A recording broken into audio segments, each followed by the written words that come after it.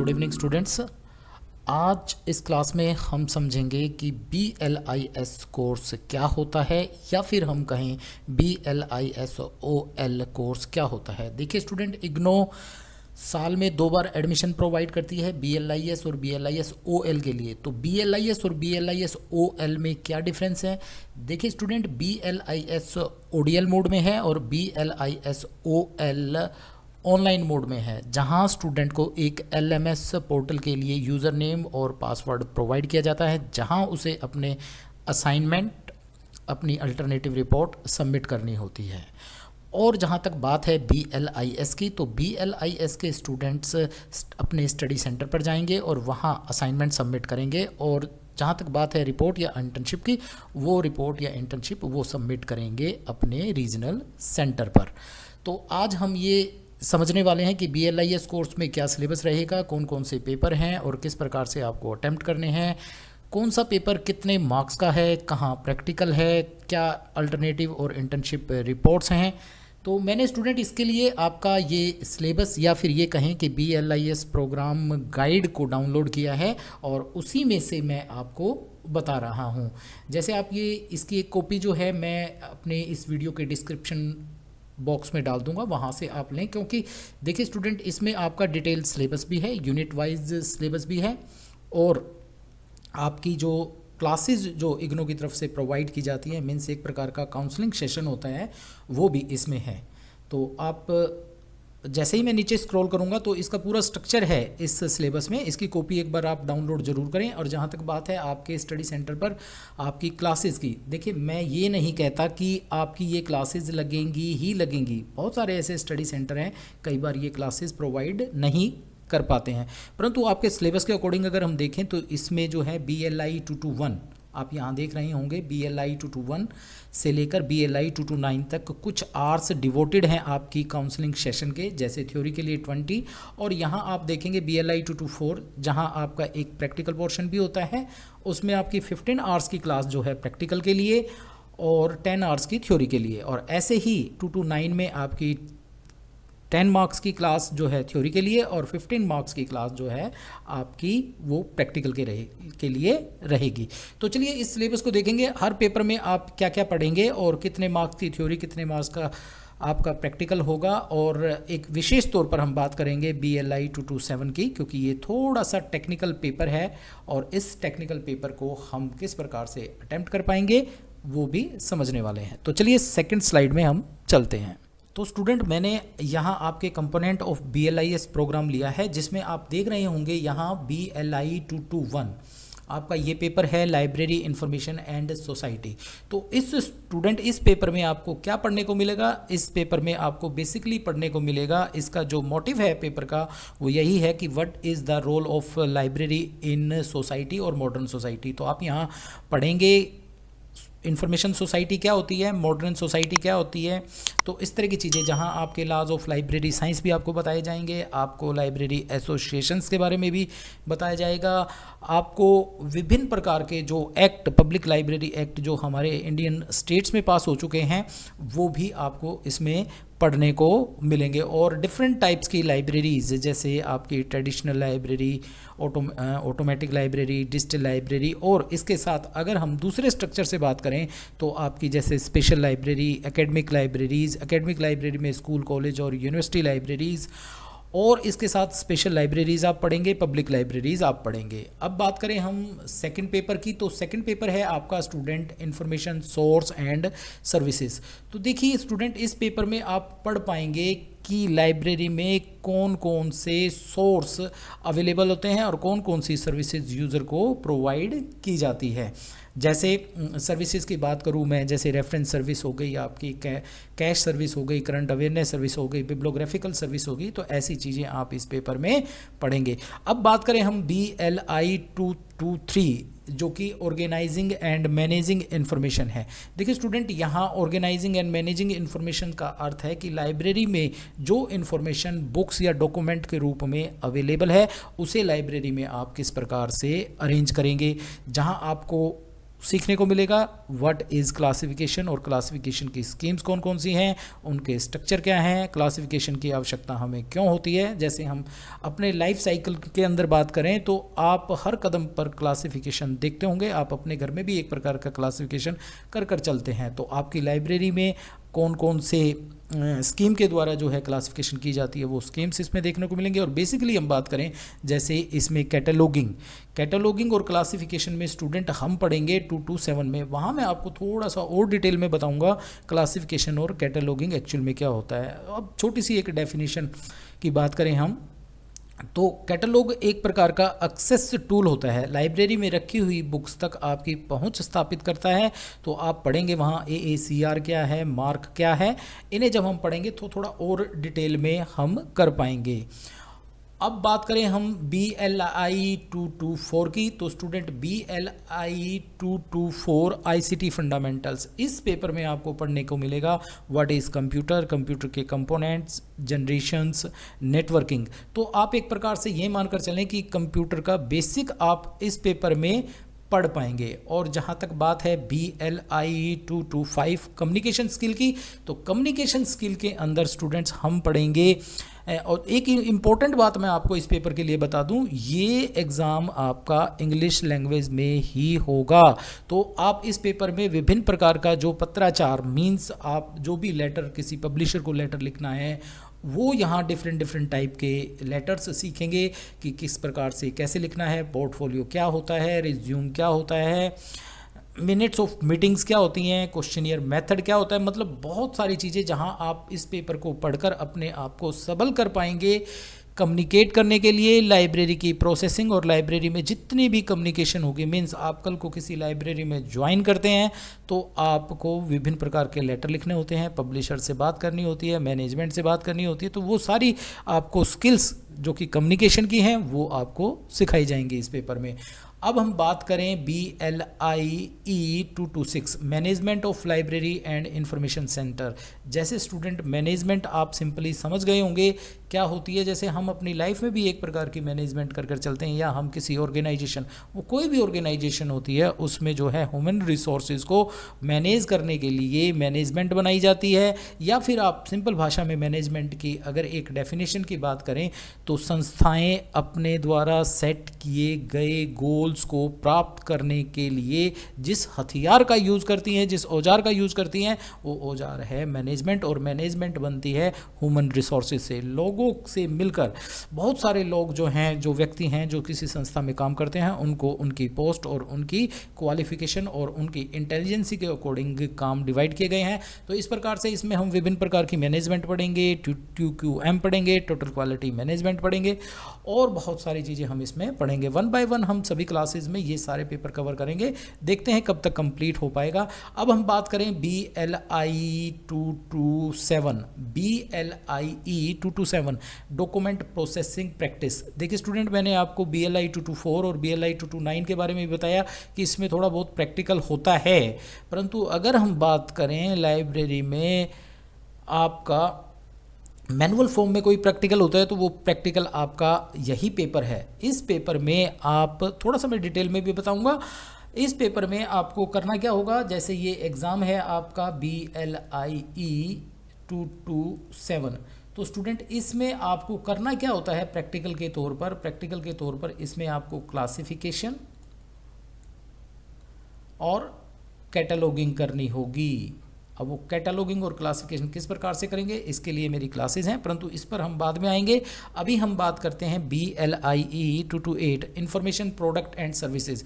Library के अंदर कौन कौन से ऐसे प्रोडक्ट अवेलेबल होते हैं जो इंफॉर्मेशंस प्रोवाइड करते हैं, उनके बारे में, जैसे इंसाइक्लोपीडिया हो गया, डिक्शनरीज होगी, इस तरह की चीज़ें हम इसमें पढ़ेंगे। दूसरा, सर्विसेज, कौन कौन सी सर्विसेज, जैसे करंट अवेयरनेस सर्विसेज हो गई, आपकी डॉक्यूमेंटेशन सर्विसेज हो गई, बहुत सारी ऐसी सर्विसेज हैं। आप अगर देखेंगे तो BLI 222 और BLI 228 इसमें थोड़ी सी सिमिलैरिटी है। तो आप 222 में थोड़ा सा एक प्रकार का संक्षिप्त वर्णन पढ़ेंगे और यहाँ आप थोड़ा सा डिटेल में पढ़ेंगे। जहाँ तक बात है BLIE 229 ICTs इन लाइब्रेरी, देखिए ICT फंडामेंटल आप BLI 224 में पढ़ेंगे, मीन्स व्हाट इज़ कंप्यूटर।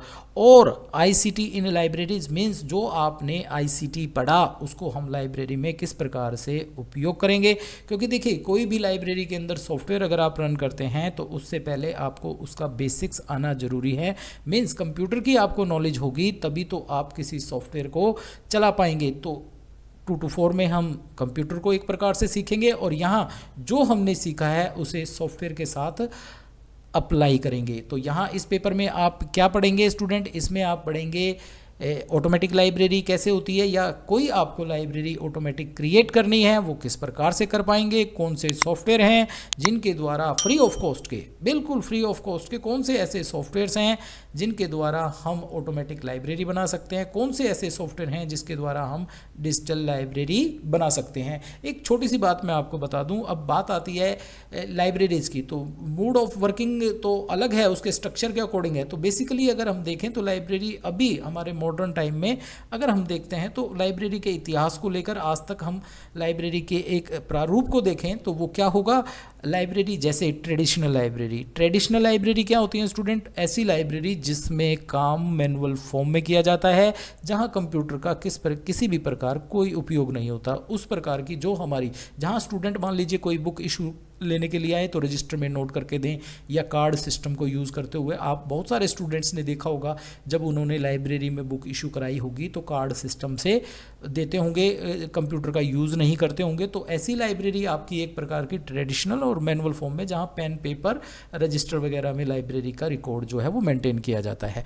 अब बात आती है ऑटोमेटिक लाइब्रेरी की, तो ऐसी लाइब्रेरी जिसकी वर्किंग कंप्यूटर की सहायता से की जा सके। मीन्स टोटली तो हम कंप्यूटर का यूज़ नहीं करते, परंतु कंप्यूटर की बहुत सारी ऐसी प्रोसेसिंग्स हैं, ऐसे काम हैं जिनको हम कर सकते हैं कंप्यूटर का उपयोग करके। जैसे हमें स्टूडेंट को इशू रिटर्न करना है, कंप्यूटर को यूज़ करके करें, और इन्हें करने के लिए हमें जो है किसी न किसी सॉफ्टवेयर की आवश्यकता होती है, और मोस्ट पॉपुलर सॉफ्टवेयर जो है कोहा है। ऐसे ही ई ग्रंथालय है, आपके पेड सॉफ्टवेयर हैं, बहुत सारी ऐसी चीज़ें हैं जो बहुत सारे ऐसे सॉफ्टवेयर हैं जो किसी भी लाइब्रेरी को ऑटोमेटिक लाइब्रेरी। तो यहाँ इस पेपर में मैंने बताया डिफरेंट टाइप के ऐसे सॉफ्टवेयर्स पढ़ेंगे जो लाइब्रेरी को ऑटोमेटिक बना दें। अब बात आती है डिजिटल लाइब्रेरी की। डिजिटल लाइब्रेरी वास्तव में होती क्या है, ऐसी लाइब्रेरी जिसमें सारा स्टडी मटेरियल डिजिटल फॉर्म में अवेलेबल हो। अब कंफ्यूज ना हो, डिजिटल फॉर्म होती क्या है, डिजिटल फॉर्म वही होती है जैसे आपके पास कोई एक बुक है हार्ड कॉपी के रूप में, जैसे आप बुक्स पढ़ते हैं, उसको हमने क्या किया, उसको हमने स्कैन किया, उसको या तो हमने पीडीएफ में कन्वर्ट कर दिया, या उसको हमने जेपीजी में कन्वर्ट कर दिया, या फिर उसकी ऑडियो बुक बना दी, या फिर हमने उसकी वीडियो बुक बना दी।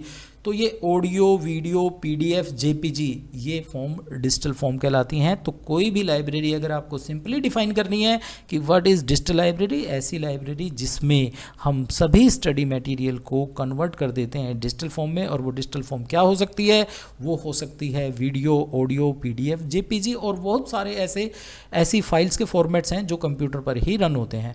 तो 3 प्रकार की आप यहाँ देखेंगे, 2 प्रकार की आप लाइब्रेरी देखेंगे, और उन लाइब्रेरीज को कैसे बनाया जाता है वो यहाँ सीख सकते हैं। अब हम बात करें जैसे BLI 230, यहाँ देखिए स्टूडेंट एक इंपॉर्टेंट चीज़ बताना जा रहा हूँ, बहुत सारे स्टूडेंट्स को नहीं पता। वो कहते हैं कि सर BLI 230 का असाइनमेंट दे दीजिए। BLI 230 कोई असाइनमेंट नहीं है, कोई प्रोजेक्ट नहीं है। बहुत सारे ऐसे व्यक्ति मैंने देखे हैं, बहुत सारे स्टूडेंट मुझे भी कहते हैं सर मुझे जो है आपका BLIS का प्रोजेक्ट चाहिए। प्रोजेक्ट नहीं है ये इंटर्नशिप है। ये वास्तव में होती क्या है इसको हम थोड़ा सा देख लेते हैं, उसके बाद 2 to 7 को थोड़ा समझेंगे हम। तो जैसे मैं बात करूं BLI 230, ये क्या है, जुलाई 2022 में इग्नो द्वारा इंट्रोड्यूस किया गया है, और NEP 2020 के अंतर्गत इसे लागू किया गया है। अब हमारे देश में NEP लागू हो चुकी है, तो उसमें कुछ हिदायतें दी हुई हैं, उसको फॉलो करते हुए जितने भी प्रोफेशनल कोर्सेज होते हैं उनमें अब आपको एक इंटर्नशिप करनी होगी, और बीएड में भी होती है। तो इसमें होता क्या है, इसमें या तो आपके पास 3 ऑप्शन होते हैं स्टूडेंट।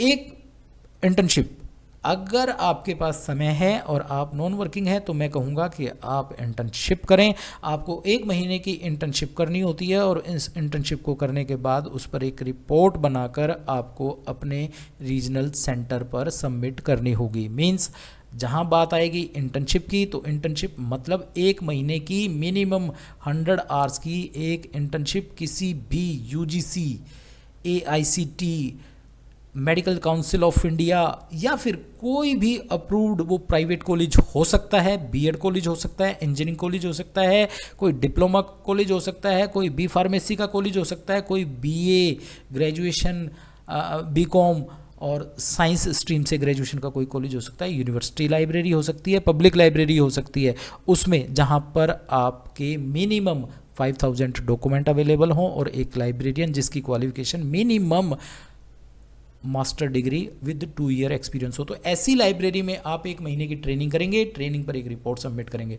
दूसरी एक बात, स्टूडेंट मेरे से ये पूछते हैं सर हम ट्रेनिंग करें क्या? बहुत कम ऐसे सेंटर हैं जहां पर इग्नो इंटर्नशिप के लिए फैसिलिटी प्रोवाइड करती है।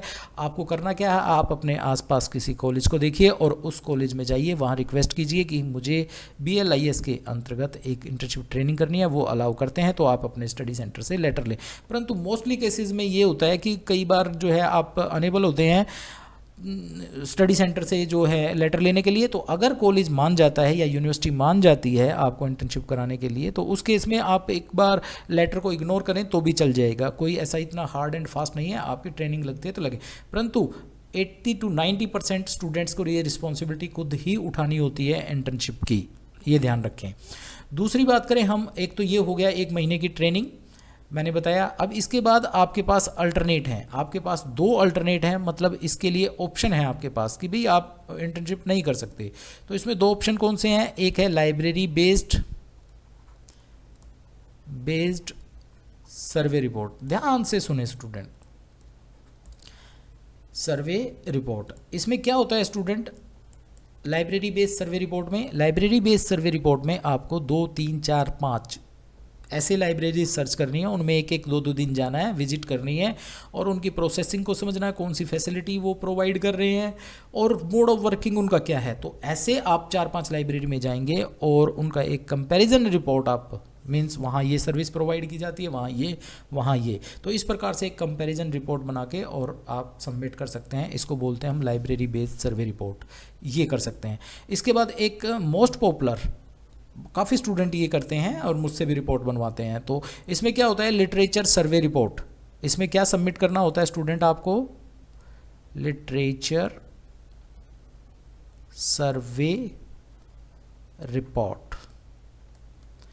इसमें क्या होगा? इसमें लाइब्रेरी साइंस के किसी भी टॉपिक को आप उठाकर उस पर एक रिपोर्ट बनाएंगे। और ध्यान रखें ये तीनों रिपोर्ट इसमें भी सबमिट होगी स्टूडेंट, रिपोर्ट इसमें भी सबमिट होगी और रिपोर्ट इसमें भी सबमिट होगी।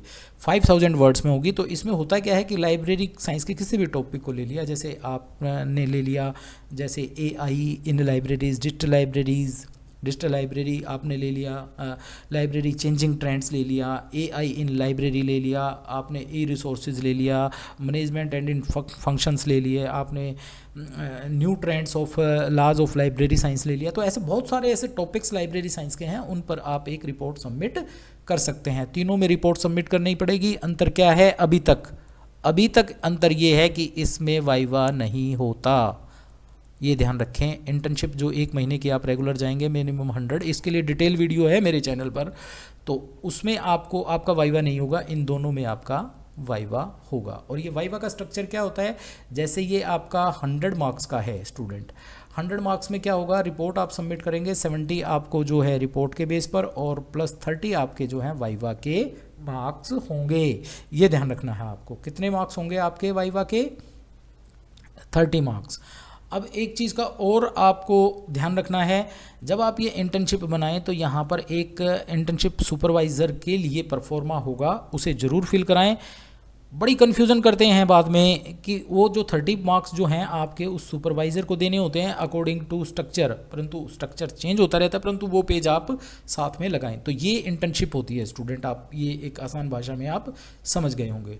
अब मैंने बताया था आपको कि भाई BLI 227 के बारे में बात करेंगे। देखिए स्टूडेंट, BLI 227 है एक्चुअल प्रैक्टिकल पेपर, जो कि आपका 3 आवर्स सिटिंग होगा। ये थ्योरी के एग्ज़ाम के बाद होता है और इसके लिए एक अलग से शेड्यूल आएगा। 5-6 डेट दी हुई है, मेरी डेट शीट वाली वीडियो देख लें, उसमें मैंने थोड़ा और डिटेल में इसको बताया है। तो इसमें होता क्या है, ये पेपर 2 पोर्शंस में डिवाइड किया हुआ है। यहाँ आपको सीखने को मिलेगा क्लासिफिकेशन एंड कैटलॉगिंग, कि भाई क्लासिफिकेशन क्या है।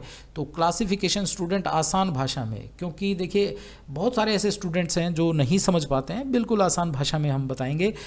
क्लासिफिकेशन होता है स्टूडेंट्स, जैसे आप अपने घर में अपनी रसोई में क्लासिफिकेशन करके रखते हैं, आप अपने कपड़े की अलमीरा में कि भाई आपने शर्ट्स यहाँ रख दी, पैंट्स यहाँ रख दी, आपने दूसरी चीज़ें यहाँ रख दी, टाई यहाँ रख दी। तो अगर आपने वेल अरेंज करके रखी हुई है और दोबारा जब हम उसको रिट्राइव करेंगे, मीन्स हमें दोबारा जब वो चीज़ चाहिएगी तो हम उसे आसानी से ले लेंगे। ऐसा ही लाइब्रेरी में होता है। लाइब्रेरी में हज़ारों बुक्स होती हैं, वो अगर मान लीजिए वेल मैनेज ना हो, वो वेल अरेंज ना हो, वो वेल क्लासीफाई ना हो, तो क्या आप उनमें से रिक्वायर्ड किसी बुक को सर्च कर पाएंगे। जैसे एक एग्जांपल देता हूँ, 100 बुक हैं आपके सामने, और इन 100 बुक्स, ये जो 100 बुक्स हैं ये अलग अलग ऑथर की, अलग अलग टाइटल की हैं, और इनका आपने एक ढेर बना दिया, ऐसे आपने ढेर बना दिया, और इस ढेर को आपने अरेंज नहीं किया, तो कोई स्टूडेंट जो यूज़र आता है लाइब्रेरी में और कोई पर्टिकुलर बुक मांगता है, तो कितना समय आपको लग जाएगा इस बुक को सर्च करने के लिए। ठीक है, तो लाइब्रेरी में हम क्या करते हैं, ये जितनी भी बुक्स होती हैं इनको हम जो है वेल अरेंज करके रखते हैं, मीन्स उनको वर्गीकृत करके रखते हैं, उनको क्लासीफाई करते हैं सब्जेक्ट के अकॉर्डिंग, और फिर जो हमारी बहुत सारी ऐसी क्लासिफिकेशन स्कीम्स हैं जिनके अकॉर्डिंग हम इनको जो है छांटते हैं एक प्रकार से, और छांट के इनके स्पेसिफिक प्लेस पर इनको लगा देते हैं। तो ये क्लासिफिकेशन होता है आपका। अब जहाँ तक बात आती है कैटलॉगिंग की, आपने क्लासिफिकेशन कर दिया, लाइब्रेरी में बुक्स को अरेंज कर दिया आपने, ठीक है, परंतु यूज़र को तो नहीं पता कि वो अरेंजमेंट कैसी है, तो उसके लिए एक फैसिलिटी प्रोवाइड की गई है, इसको हम बोलते हैं कैटलॉगिंग। लाइब्रेरी में कैटलॉगिंग इसको बोला जाता है।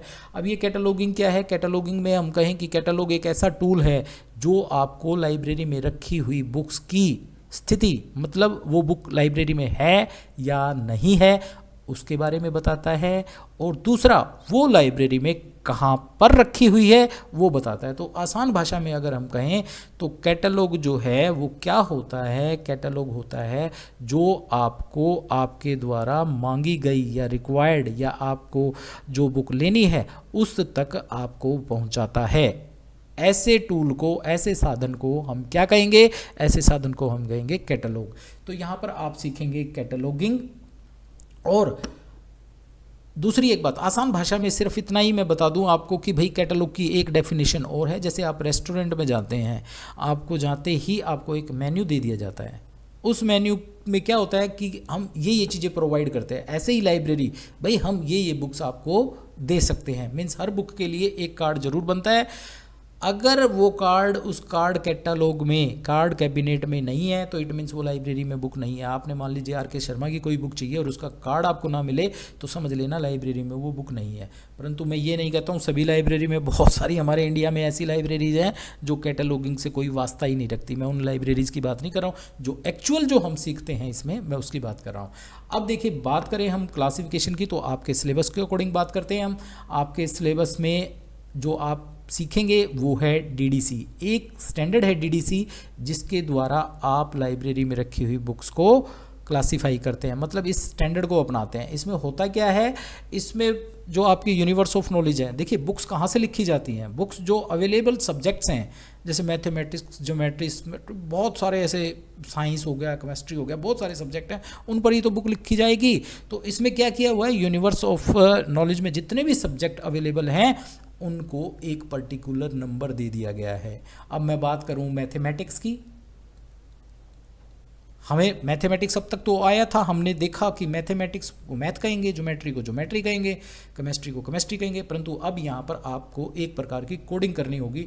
अब अगर हम बात करें मैथमेटिक्स के नंबर की तो 510 नंबर जो है वो डीडीसी का कोडिंग मैथमेटिक्स का है, और आपका टाइटल आ गया मैथमेटिक्स के नंबर को सोल्व कीजिए, तो आप 510 लिखेंगे। ये इसके लिए भी मेरी चैनल पर क्लासेज हैं, परंतु हमारी क्लासेज लगेंगी तो और डिटेल में बोर्ड पर आपको पढ़ाया जाएगा। तो ये डीडीसी स्कीम जो है वो हम सीखेंगे इसमें। डीडीसी मतलब डीवी डेसिमल क्लासिफिकेशन स्कीम। कौन सी? Dewey decimal classification schemes. तो स्टूडेंट्स, जैसे मैंने बताया कि डीडीसी होती क्या है, देखिए ये 3 बुक हैं आपके सामने, ये 3 बुक जो हैं इनको हम बोलते हैं डीडीसी। एक पार्ट होता है इंडेक्स, एक पार्ट होता है शेड्यूल, एक पार्ट होता है इसका टेबल्स, स्टैंडर्ड टेबल्स। तो क्या हो गया, एक टेबल्स हो गई, एक शेड्यूल हो गया और एक इंडेक्स हो गया। इनमें से हमें कुछ नंबर सर्च करने हैं, जैसे मैथमेटिक्स है, मैथमेटिक्स को सर्च करेंगे, उसके साथ कुछ और भी चीज़ दी हुई, जैसे थ्योरी एंड मैं कह दूँ जैसे research and theory of mathematics, तो रिसर्च एंड थ्योरी का अलग नंबर हम अलग से ढूंढेंगे और मैथमेटिक्स का इसके अंदर मिल जाएगा, उसको जोड़ के एक नंबर बनाएंगे। एक आर्टिफिशियल सी लैंग्वेज एक तरह से हम सीखेंगे।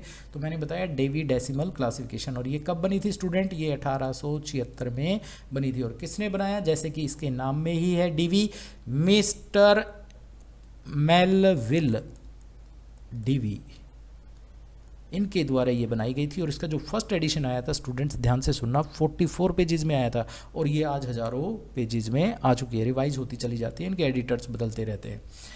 अब इसके पूरे नाम की बात करूं मैं, मेलविल डीवी के नाम से ही पॉपुलर हैं ये, परंतु इनका पूरा नाम है मेलविल कसूथ डीवी। तो 1876 में आई, तो ये सीखेंगे हम इस पेपर में। दूसरा बात करें हम कैटलॉगिंग। अब देखिए कैटलॉगिंग में आपको 2 प्रकार की कैटलॉगिंग सीखनी होगी। एक ऐसी कैटलॉगिंग जो आपकी ट्रेडिशनल लाइब्रेरी, जो मैंने बताया ना मैनुअल फॉर्म में लाइब्रेरीज होती हैं, जहां हम कार्ड बनाते हैं, जहां हम कंप्यूटर का उपयोग ही नहीं करते, तो आपको उन लाइब्रेरीज के लिए भी कैटलॉगिंग सीखनी पड़ेगी। उनमें जो यूज़ होती है वो होती है AACR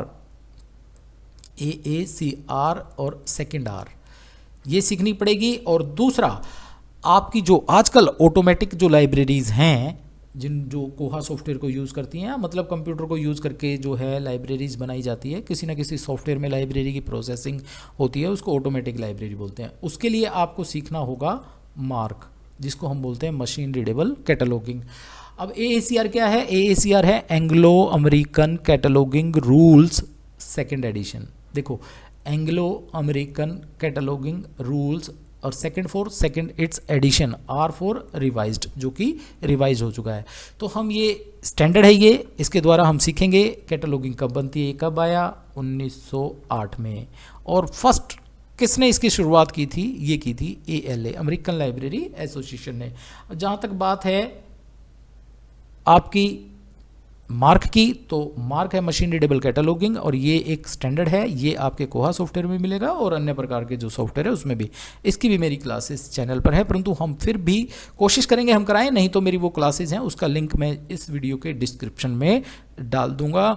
27 से 28 क्लासेज हैं, बहुत बढ़िया अच्छे से समझाया हुआ है, वहाँ आप उनको देखेंगे। और देखिए स्टूडेंट, और किसी पेपर को पढ़ो ना पढ़ो, आप मेरी जो है 1 घंटे 2 घंटे की क्लास जो है वो देखकर आप पेपर देकर आ सकते हैं, परंतु ये डॉक्यूमेंट प्रोसेसिंग का पेपर आपको आना बहुत ज़रूरी है।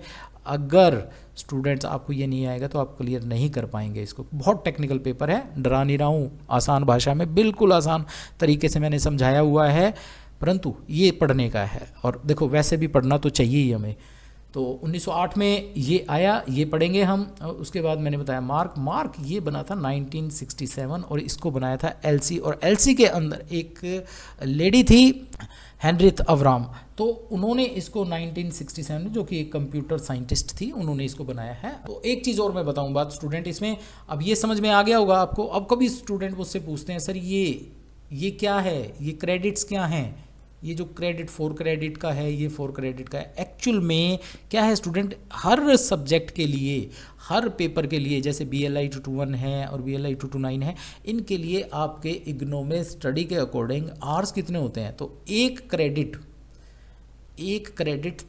30 आवर्स के बराबर होता है। मतलब मिनिमम इतनी क्लासेज अगर आप रेगुलर में पढ़ रहे हैं या कहीं भी पढ़ रहे हैं, तो मिनिमम इतने घंटे तो आपके डिवोट होने चाहिए इस पेपर के लिए। ऐसे ही आपके ये, जैसे मैं 4 की बात करूं, तो हर पेपर को आपको मिनिमम 120 आवर्स की क्लासेस चाहिए अकॉर्डिंग टू सिलेबस, वो है। तो क्रेडिट और कुछ नहीं है, यही है। तो स्टूडेंट अब हम एक छोटी सी चीज़ और देखेंगे इसमें, थोड़ा सा ये समझेंगे हम इसमें कि भाई आपका ये जो सिलेबस है, इसमें कितने की थ्योरी, कितने के आपके असाइनमेंट, क्या मतलब सिस्टम क्या है, ये कितने में पास हो पाएंगे। क्योंकि बहुत सारे स्टूडेंट्स की जो है ना, ये क्वेरीज मेरे पास आती रहती है, सर रिजल्ट आ गया, कितने वाला पास है, कितने वाला फेल है। तो उस समस्या का भी समाधान आज हम इस वीडियो में कर ही देते हैं। और आपको पता भी होना चाहिए कि कितने की कौन सी थ्योरी आएगी, कितने का प्रैक्टिकल होगा। तो जैसे कि स्टूडेंट मैंने आपको बताया, जैसे मैं अभी भी बता रहा था आपको कि 227 आप समझ गए होंगे, 227 आप समझ चुके हैं यहाँ पर। अब हम बात करेंगे 224 की। एक बार थोड़ा सा मैं बता दूँ, फिर उसके बाद इसके मार्क्स की भी बात करेंगे हम। 2 to 4। देखिए स्टूडेंट, ये 2 to 4 जो पेपर है ना, ये 2 पार्ट्स में डिवाइड है। कैसे? एक है थ्योरी और एक है आपका प्रैक्टिकल। अब इसमें जो है स्टूडेंट क्या होगा, इसमें हाफ मार्क्स की, मतलब 70 का अगर आपका पेपर है, 70 का ये पेपर है, तो 35 की आपकी इसमें क्या आती है, थ्योरी, और 35 का आपका प्रैक्टिकल। बहुत सारे स्टूडेंट्स को इसके कन्फ्यूज़न है, इसके प्रैक्टिकल की कन्फ्यूज़न है। कैसे? अब देखो आपके असाइनमेंट जब हम देखते हैं तो उसमें लिखा हुआ है कि भैया आपको जो है स्टडी सेंटर पर बुलाया जाएगा, वहाँ पर आपको ये सिखाया जाएगा, उसके स्क्रीनशॉट लिए जाएंगे और वो प्रैक्टिकल होगा। परंतु मोस्टली 95% सेंटर्स में, मैं कोई वो नहीं कर रहा हूँ, मैंने जैसा देखा है, ये क्लासेस नहीं लगती हैं। इसके लिए एक वाइवा कंडक्ट कर लिया जाता है, परंतु वाइवा के टाइम पर आपसे एक प्रैक्टिकल फाइल मांगी जा सकती है, मीन्स इसका प्रैक्टिकल मांगा जा सकता है। तो क्या करना है आपको, जो ये प्रैक्टिकल का असाइनमेंट पेपर है, इसको आप बना के रखें, सीख के रखें इसको आप। इसके लिए भी मेरी चैनल पर वीडियो है। इसमें होता क्या है कि इसमें आपको लिब्रा ऑफिस में काम करना होगा। लिब्रा ऑफिस में आपको जो है कैल्क, जिसको हम एक्सेल के नाम से जानते हैं, MS ऑफिस में, और राइटर MS ऑफिस में, जिसमें वर्ड के नाम से जानते हैं हमें, और इम्प्रेस, जैसे हम MS ऑफिस में पावर पॉइंट को जानते हैं। तो वैसे कुछ स्लाइड्स और 3 क्वेश्चन दिए हुए हैं, वो आपको सोल्व करने हैं, तो उनके स्क्रीनशॉट लेकर आपको सबमिट करने हैं वो। अब मैं ये नहीं कहता हूँ कि 101% करने हैं, कि कुछ स्टडी सेंटर जैसे क्लासेस लगाते हैं, तो वो क्लासेस लगाते हैं, वहाँ बुलाते हैं, कराते हैं, तो आप स्टडी सेंटर पर एक बार कंफर्म करें। तो इसमें होता क्या है, 35 की थ्योरी और 35 का आपका ये प्रैक्टिकल प्लस प्रैक्टिकल असाइनमेंट, ये मिलकर बनता है। और ध्यान रखें, अभी हम आएंगे जब 1 by 1 जो पेपर कराएंगे उसमें। अब हम बात करेंगे जैसे BLI 229 की।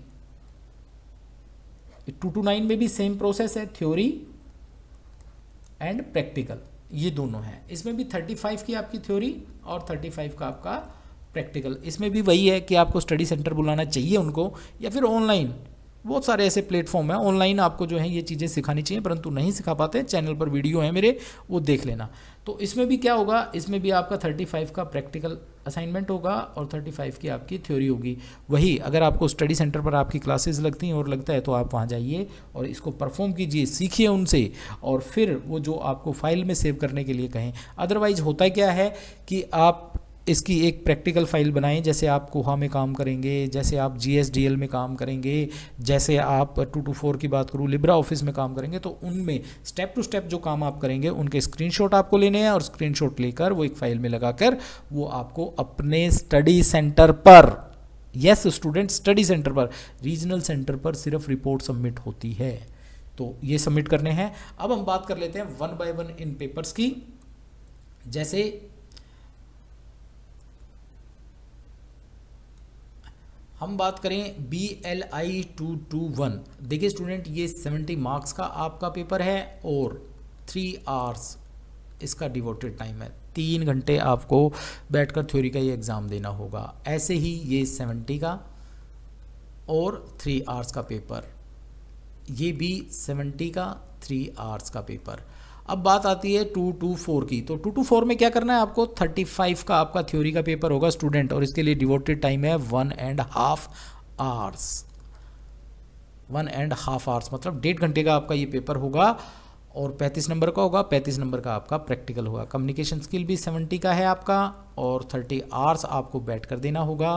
70 मार्क्स का है ये।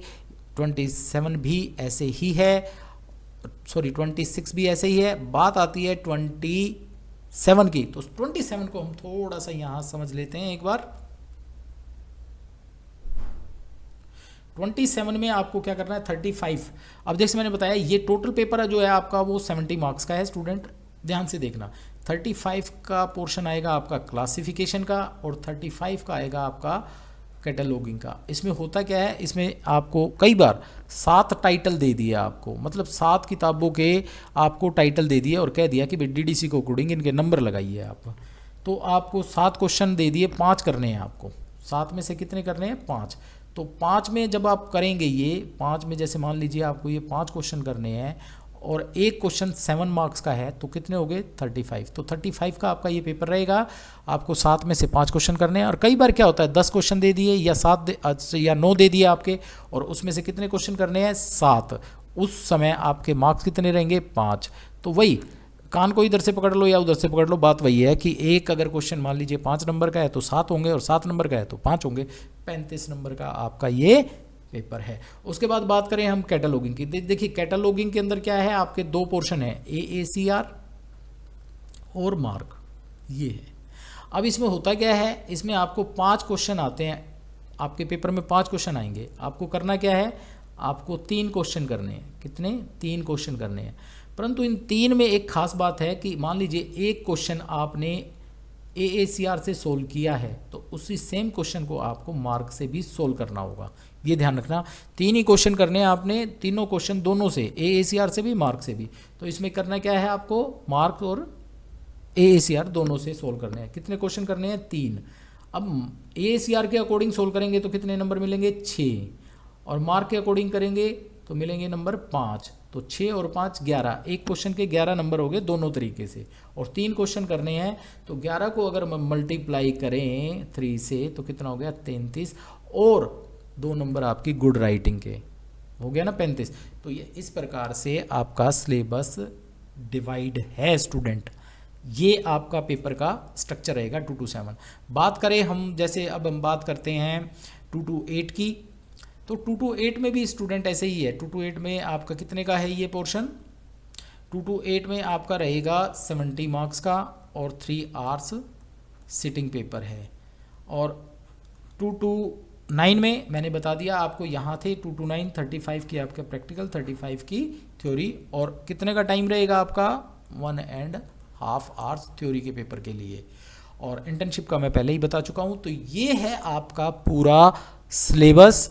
और डिटेल सिलेबस की हम बात करें, यूनिट वाइज की अगर हम बात करें, जैसे मैं क्रेडिट की बता रहा था आपको कि भाई क्रेडिट में क्या होता है, 30 घंटे एक, मैं कह रहा हूँ ना 30 घंटे एक क्रेडिट के बनते हैं। ऐसे ही आपकी जो बुक भी हैं वो भी आपकी 30 आवर्स की एक बुक बना दी, मतलब आपको सिलेबस में 4 किताबें मिलेंगी BLI 221 में। तो ये 4 किताबें, मतलब एक किताब पर आप 30 घंटे खर्च करें। तो इस प्रकार से है इसका जो डिटेल सिलेबस की बात है। तो चलिए मैं डिटेल सिलेबस भी आपको मैं दिखा देता हूँ।